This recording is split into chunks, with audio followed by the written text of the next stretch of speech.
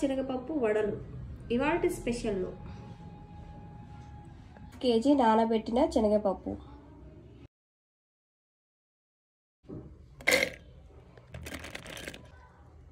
ముందుగా నానబెట్టిన శనగపప్పుని మిక్సీలో వేసి కచ్చా పచ్చగా పట్టుకోవాలి, మరి మెత్తగా పట్టుకోవద్దు. ఈ విధంగా కచ్చా పచ్చా పట్టుకొని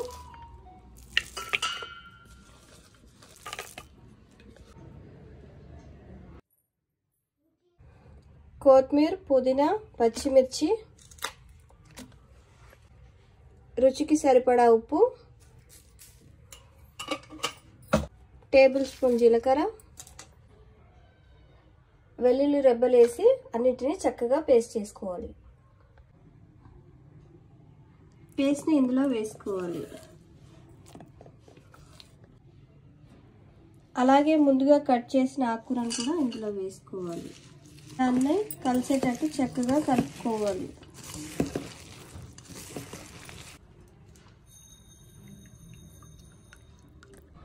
అలాగే కట్ చేసిన ఉల్లిపాయలను కూడా వేసుకోవాలి. ఉల్లిపాయలు కూడా వేసుకున్నాక అన్నీ మళ్ళీ ఒకసారి కలిసేటట్టు చక్కగా కలుపుకోవాలి.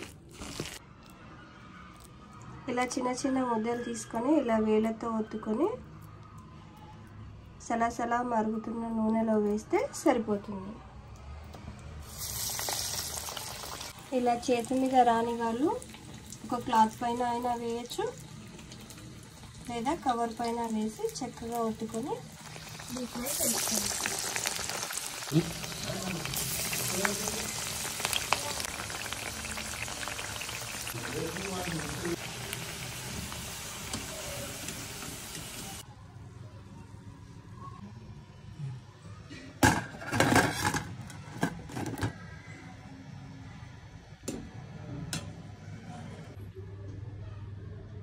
ఫైనల్గా మనకు కావాల్సిన ఆకుకూరతో శనగపప్పు వడలు రెడీ.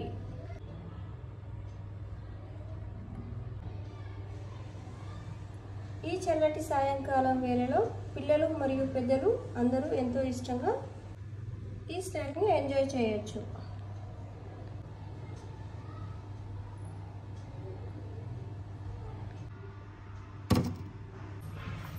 ఈ వీడియో కనుక మీకు నచ్చినట్లయితే లైక్ చేయండి, షేర్ చేయండి, కమెంట్ చేయండి. అండ్ మరిన్ని వీడియోల కోసం ఫుడ్ మన కోసమే ఛానల్ని సబ్స్క్రైబ్ చేసుకోండి. Thank you.